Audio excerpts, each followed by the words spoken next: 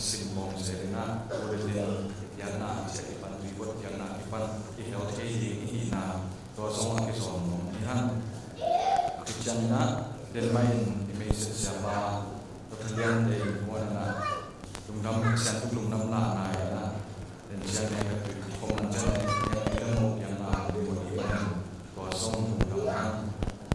tu ni church pasal na nai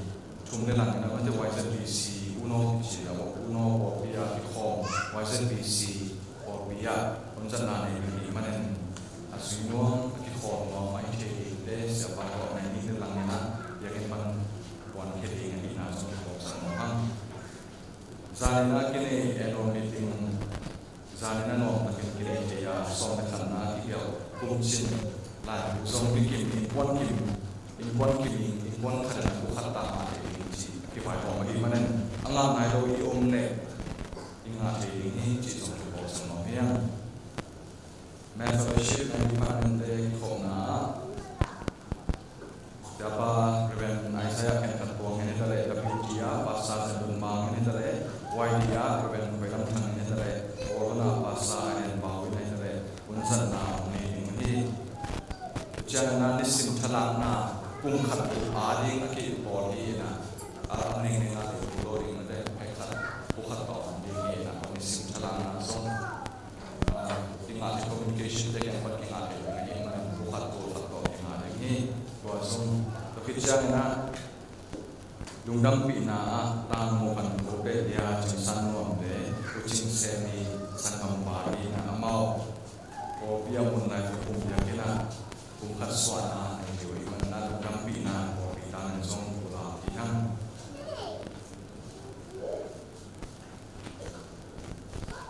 lagu John yang song dari mesin terang atau bena bukan bena prevent bukan tahu amal sangun dari artikel dari suasana dia satan ketangkai dia satan yang mau cuman ketangkai yang cikong dia akhirnya orang you orang dalam boleh isim ini bukan pun dari sana ini cile asma lungdam pina lai dia kalau mana boy lai dia bebek sim nau jenong sim tak mama hari ini cilo belang mau mengai lungdam hamina tu ni antun na biak sakting siapa yang kialah sebelum de sim na mengai yang tuluin siapa Yesus Kristus yang ni cilo biak ya abul pula yang kau mungkin kau harian som segi ane som ni panena som ni lebu som ni ini som segi ane som ni panena som ni lebu som ni ini bao amau tekem tu khat aswa thena dingon ka hong saki nangmain keina hong so na tu leitung mi te in au thena dingon eitagel por khat hi ma pamin amau te song ete to por khat hita hen nang na ke khat hi ma pamin amau te song khat aswa thena dingon ke ma tunga na hong bia pian siama amau te tunga kapya hi leitung mi te in ke na hong so na tu athena ding le ke na hong it ma pamin amau te na in na tu athena dingon amau te khat aswa tak thena dingon amau te laka ka oma ke to nang na hong mi pao leitung apian mapekin ke na hong in na hangen na hong pian sia amudingen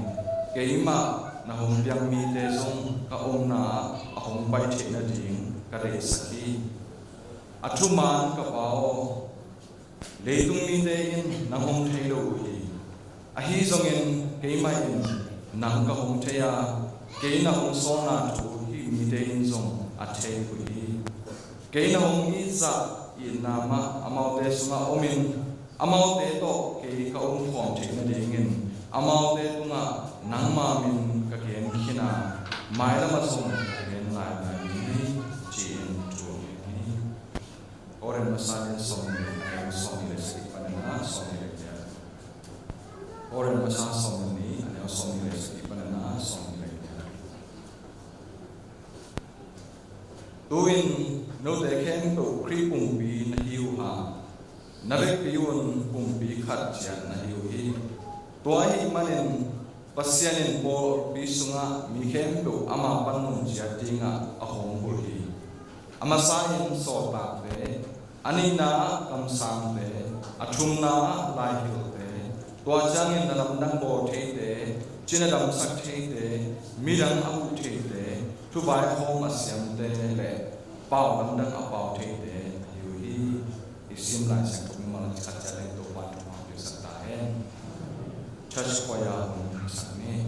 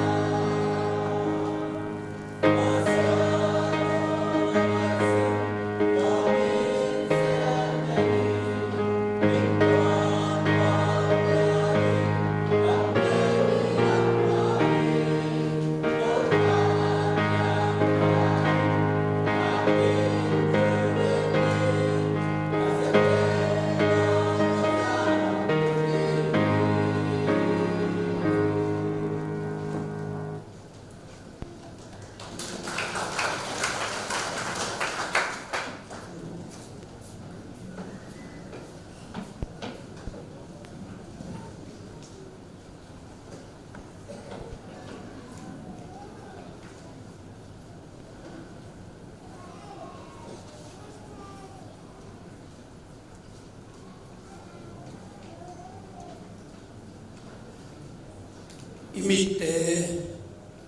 페르블레테인 이빌때 퉁아이 태잉인 벨킵케빈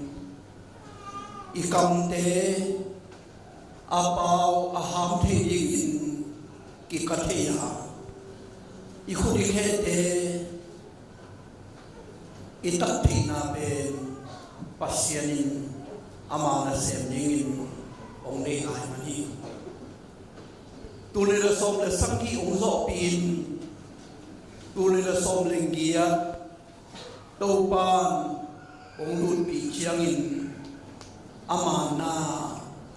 Asem la yingin Ong de ahi manin Tuli la som lenggia Ong lut pi Amana sem yingin ong de Itau pa ina Isep te nang O pitam pita uma O lelo po nangon iminam suma Amlai takin Tibi siway O bisuma Eide hop sakna O pikadin koy na pe Tibi siway o pi tungtonin Amana Asem hong dingin koy Eide Paul Bikadong ko'y hong to papasiyan Amana sem dingin muang nungtasa to papasiyanin mintan na patoy na khem peotakin tamtahen tukum ijubul puak Jesu Kriya sem hong ni hat kia sepdi kilawin Evek pin Sen Hong ni chi Ito bulbuhi Isep hop nang Atun na Abulpi Azumpi pen Jesu Krihi Adang dang teya Na asem hong ni Imasalawin Jesu Kriya Jesu Kri bulbuhi na asem hom ding te ihi na tukumadingin itubul ui tuay man na Jesu Kriya na isep hop te na dingin abul piyahi to Jesu khazi eya ay no pamodingin Do Jesu Kri dingin anak pi apung pi ay masaklo pamodi tunay tingina zangkung katunjil lamina emite papi khadin tualan Hong Kong ta kitin Hong Kong ta chi penite tam thelo Hong Kong ta chi pen wisa Hong Kong ta chỉ ông zua cái là tua pen visa chỉ na hi na tua cái ngọc lô ấy chăng à ông zua pen ấy thế na khăm tung à inne ikin mamai te adi phadia bok sa mong sa te sa aru phadia cái mấy chục kili tăng tăng hi khát về azuang na api pa khalina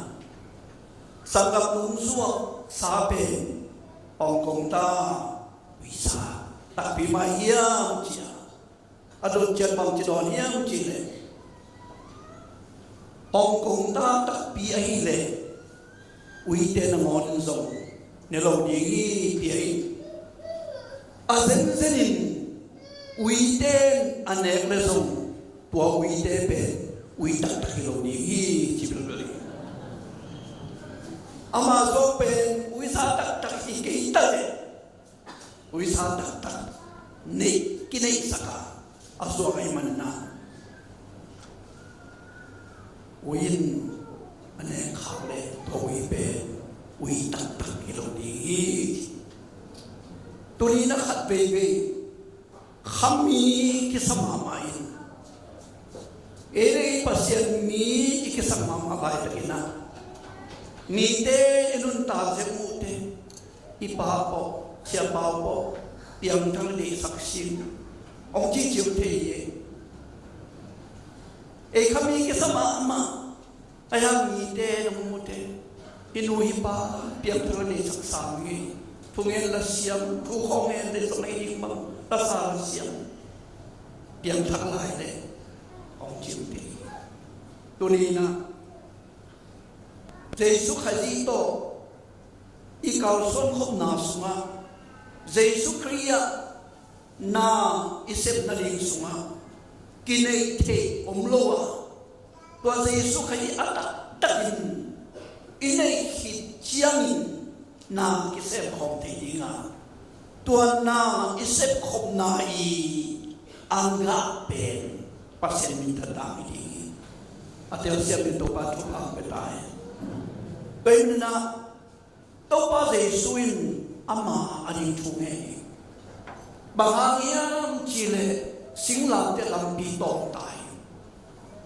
Pasien ngam puting, pasien ngam keding,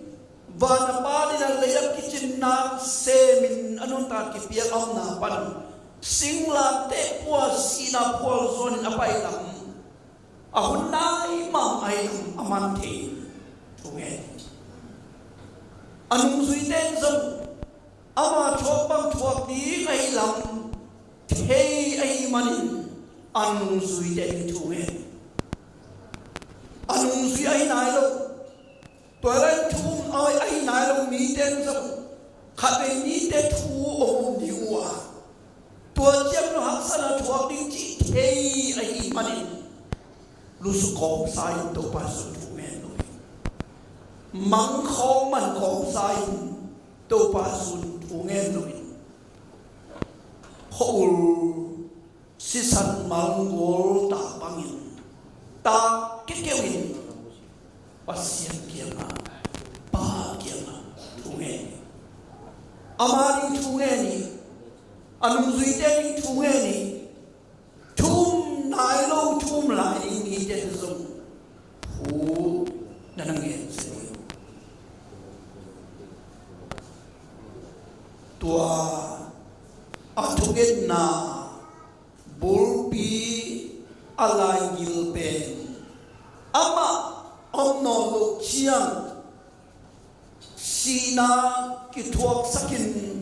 kigo lumin van aka kichiang nung zui te kipum khadin tumi te kipum khadin pasien na setting maban zobin asep khodiu alungul na izeni teman tunina Yesus Kristus sem khom ni chi tul punoya to pai sui tunget na tupi ni ilong may koptingin pongkiri. Amasa Yesus Kristus isip kop take na lingin iina isamhi. Toba suna bangkiyam chile pao kei naungi zain ina amau ten anay na lingin tu ngét sakit kei naungi zain amau te aki thek na dingin pao tu ngét sakit pa in kei aungin ma bangin ken zong no te kongi thi to pa su pulak ilai siang tu sunga Stephen Itam tu takai suciang ina pasien out na hangin bol sian na tuakina suangto kidengin suangto kide nang sina atua kulai takin Stephen va tungeni Last to siam ten bangangin Stephenina van tung en hiam chi anakante van tung en kein ama adeng mi te elle amel te zong ni chi amu ngei zong ni chi amel te hi ta ke phialle amu ngei hi ta pe hi ta ke phialle ama adeng mi te amidin mule alung sim so ke so tong deng pa hi pa hi sen mo ke so tong deng pa hi pa hi sen mo chi alung sim so omni ai mani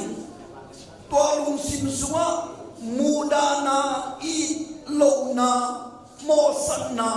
khat song ong lo na dingin ama adeng te loin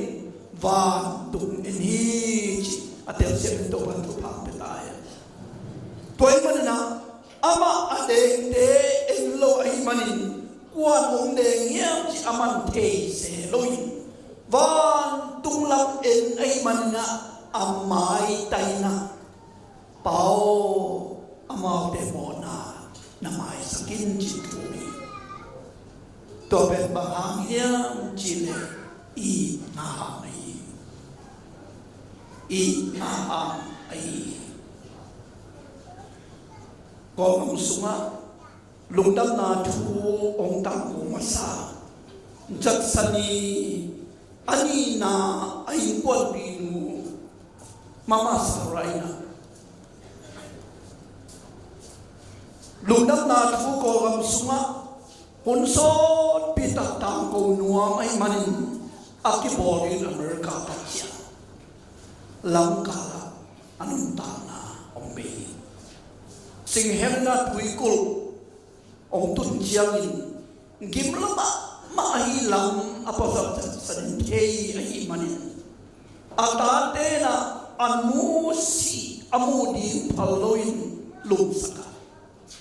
au kita pe di ngai lama tete jansan azi kamani doi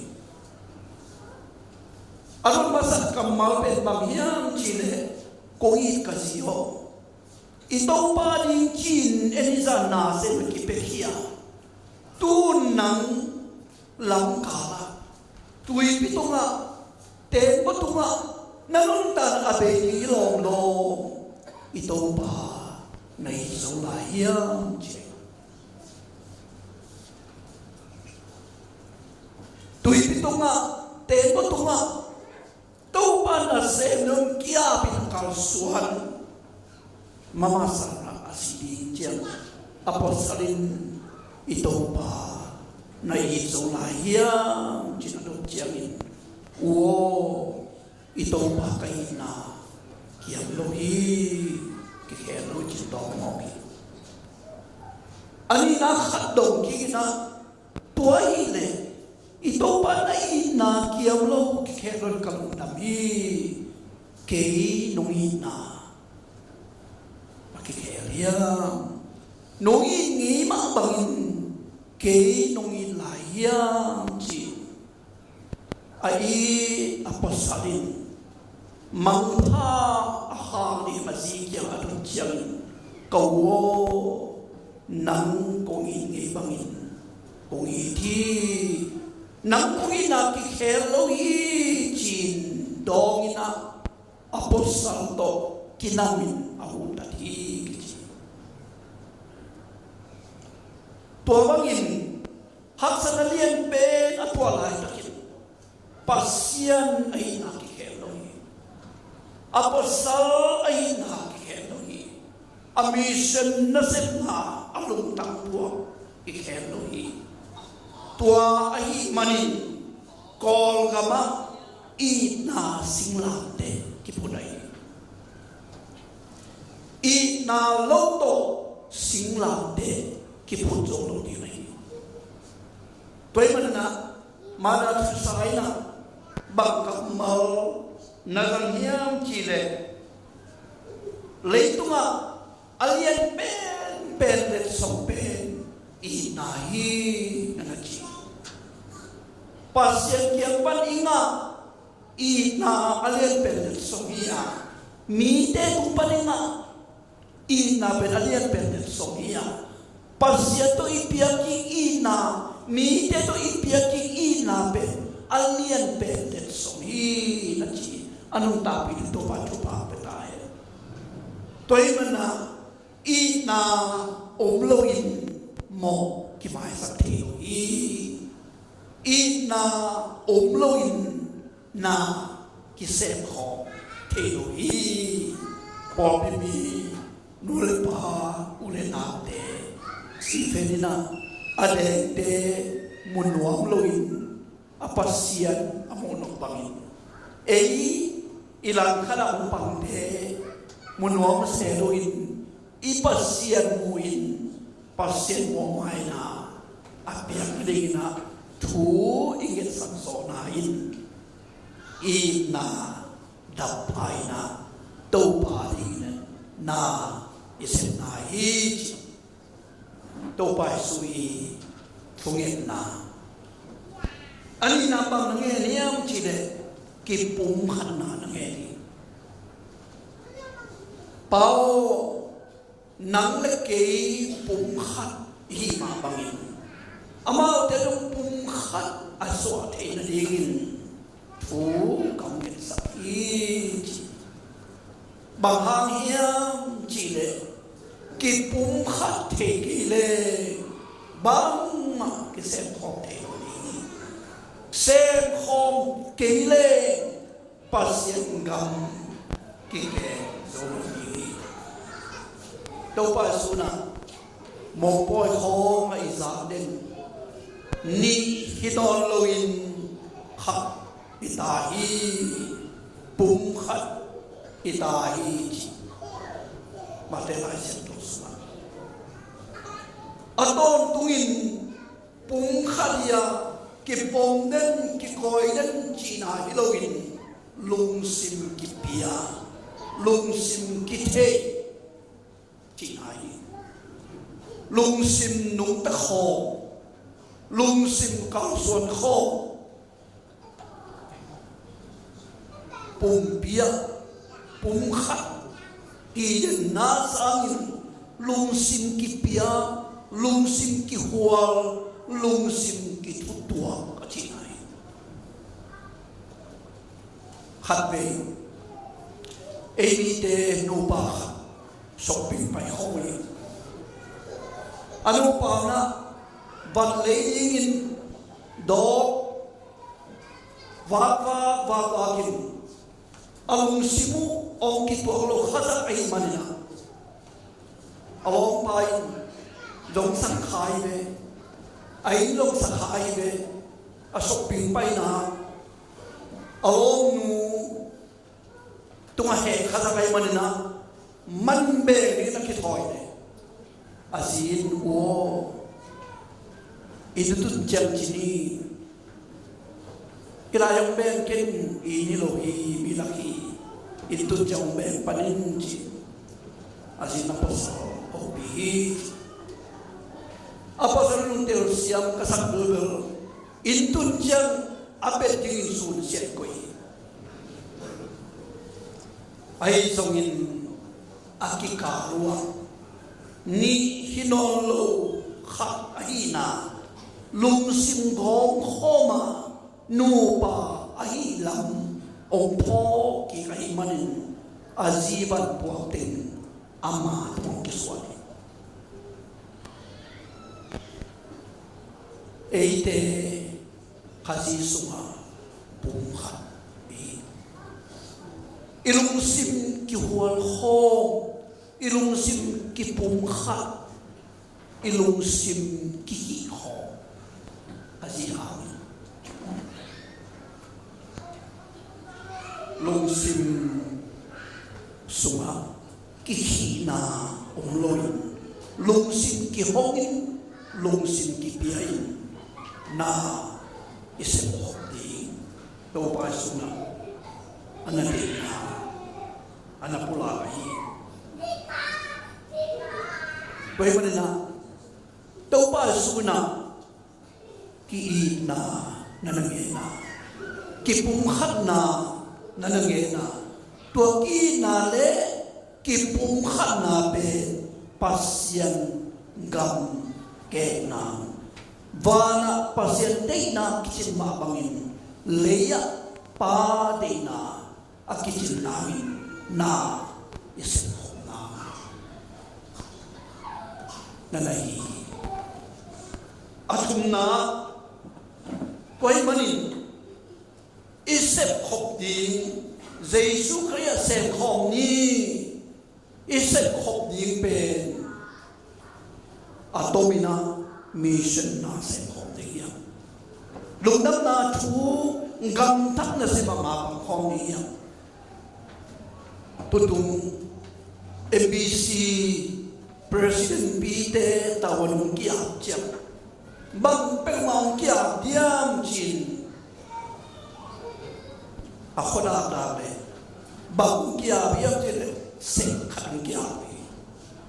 sek khan to ben koi pan ki ma hiam chin le jat sani luk na pan jat sana sek khan ong kia bina President Louis Pan President Thakpa tunga tua sek a chiang tawan a chiang na jat sani ong pua lungdam na thutang ko na set maban na som di chi tua tawan kia wi I presidente nung kia ko chamang nung kia wi ya jat sani ko amading ina lungdam na khai chi ung tu na maban na som dingi chi alimin sektor ong kia kalung sim sunga kapo tampi na kumi jansanina korgam leitang tunga hitui to khol to khai chi itua Zayona yati chi Korgam leitang tunga hitui to khol to sisan to lungdam na khai chi itua Korma yati dingi chiroi Zayona yati chi Tunina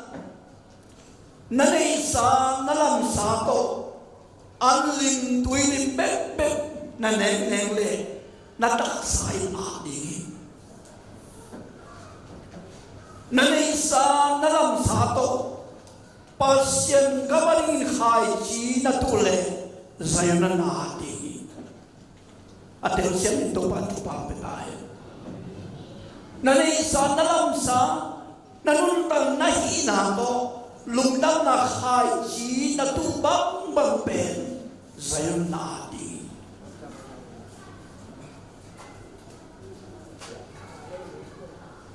mission na set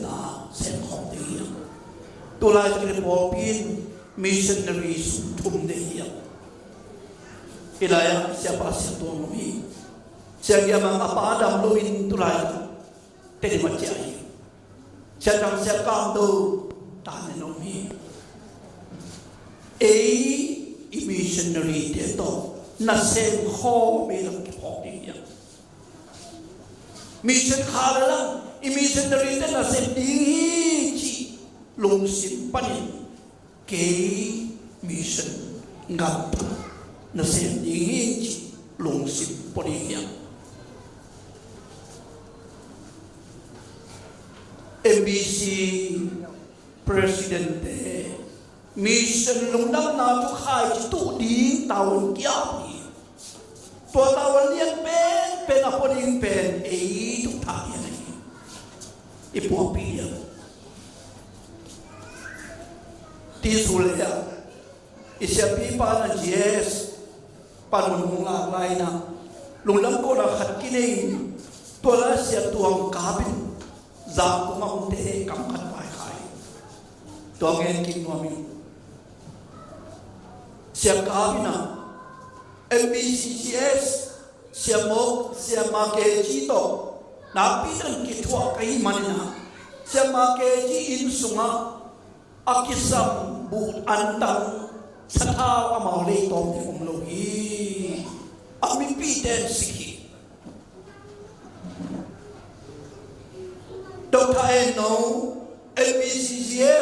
chiang in ama nei sa ne bi lungul kon na MBCGS hoi takin asep so na ding na antang tuibo tungen na pati biun chit kamumai kha dong kabin khan talai Jackson ong pua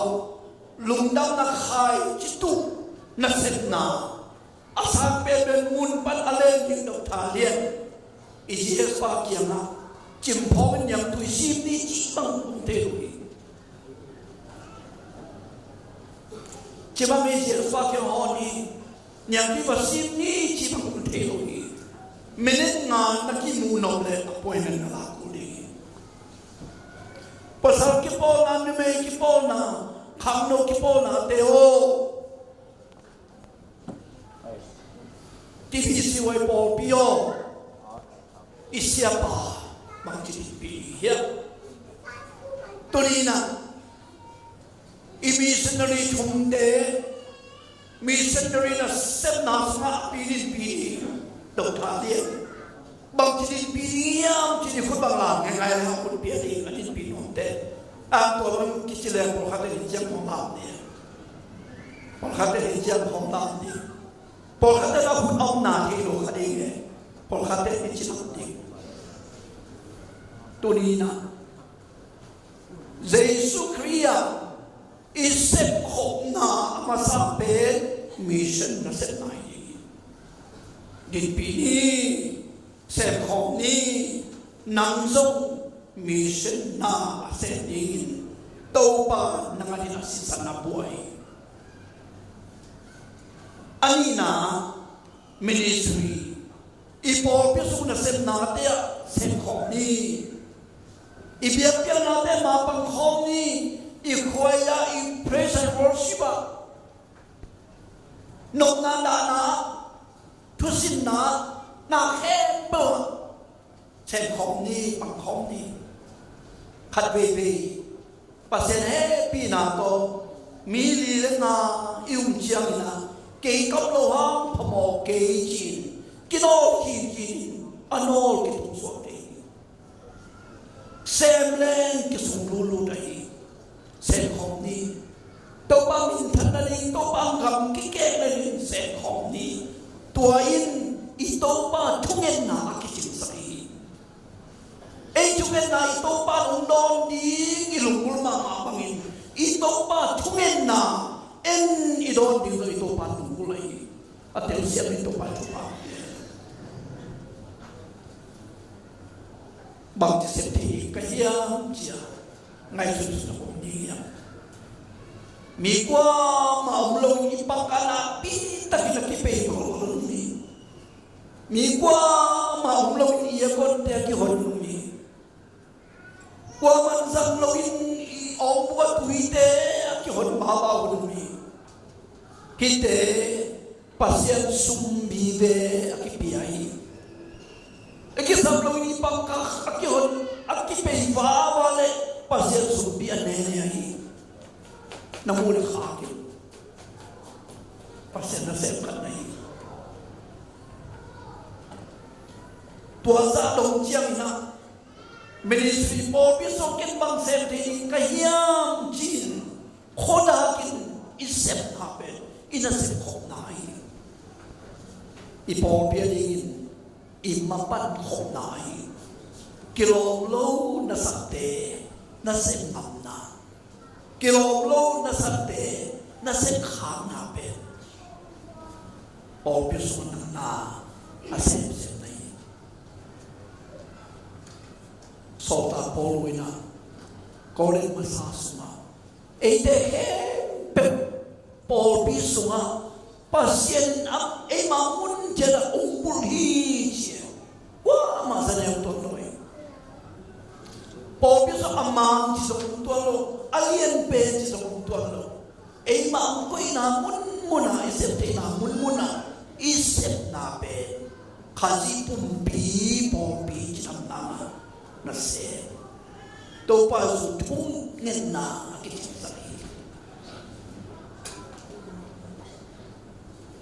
to pa suna no te le tung kho ba nei hi lấy tung chi na yêu hi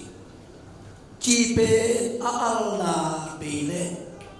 ki hem ki di nga khe to si chi lo bua na ki sa the na lo di tua hon lai ta kina chi ak sama ma ai manin chi tam pi pi anei zo te mi hawin akilai se sum zon pai zon sum kilei na chi kizamin sum kileya van kileya chi aksat hunina to pai su nanange niya la chen to tang thu anakante to la chakan chi so SLT chi ben khasum salali pian hian ai chi man pana ai ya aman phamama chi ben dam damina chi bung sunga lewi kel simina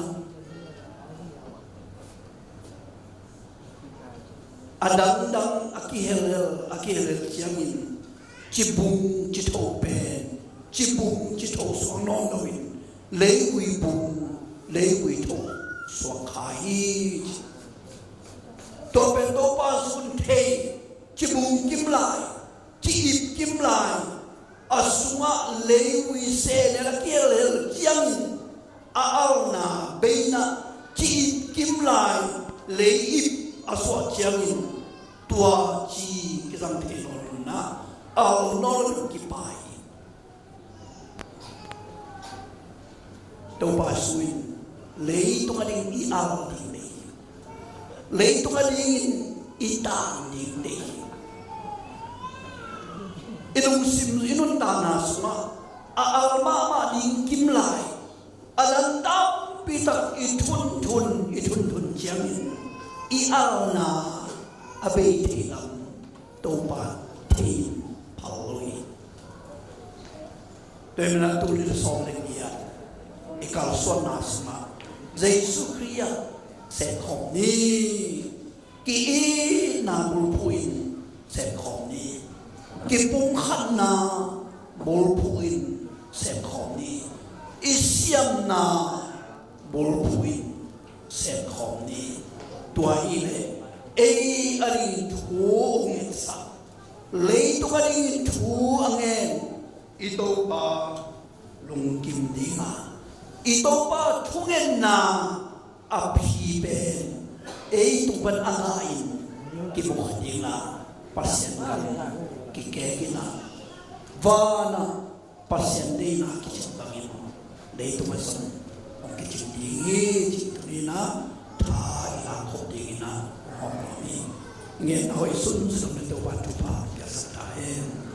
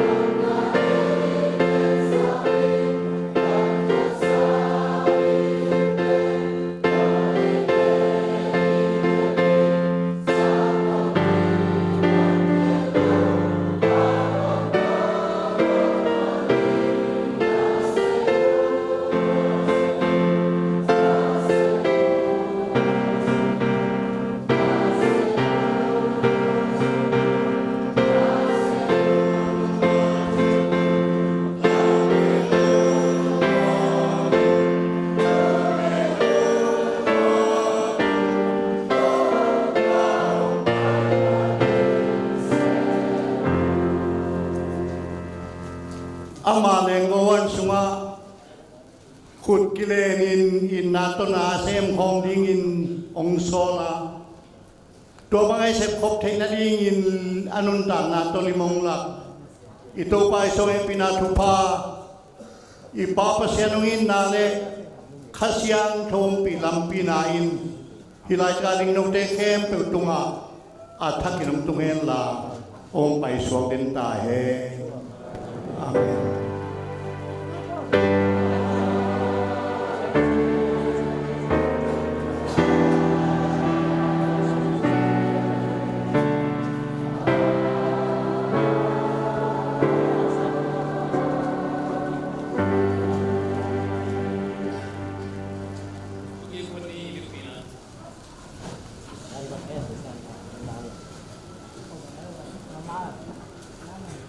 Bincang ini di mengenai Ethiopia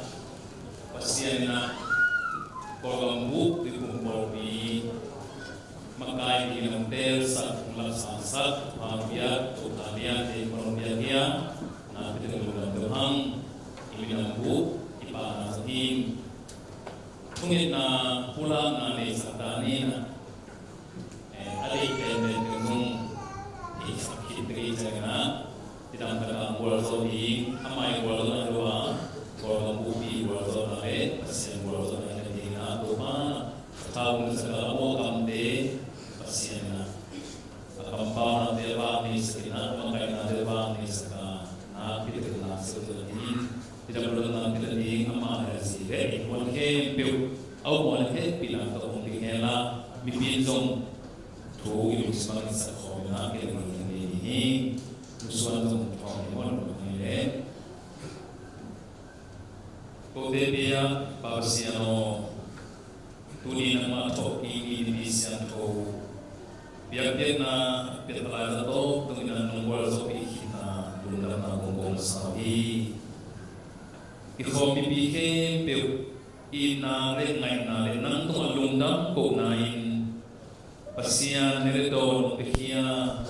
natapar rebel dokter tantilian de nupa le iguan bupi tuma atakin Tuhan tumusatain pausiano mihinde gerna himasalo namai de sanale namai thule labanga gerna tuntonina pausian korban buk memang baptis convention ali ina naman nongtel sa selian nuntana azile buat pide atakin Tuhan bersila ompat pi pasian na tam tahi kum thumsum pasian na setakin na mate na bangin golzo na to na mintan na dingin nagamzay na dingin kilim na dingin dai na dingin pasian gam tiket na dingin natapa ngay sunna lungsim pumpi sa bola de unsa sangyan nain dunia kene kadon yung dezong anelo bihe kebali mungbilong sinjam na nae pausiano kum thum sungta pasumali na alang khaparina thungin na to isungin asik apol pan pi dia lagi impon pi azile o nusuan de ko he tunga song jam dulan na thum biasa tain o pibu bilong thum piala gablele pasien nanina sa ko de tain tuni nung biasa nildo de kadon khop kane khop ma bangun sem hom bor hom di ha om hi hom ai to ba su binto lungdam ko na thungen hom in kane kadon ba sia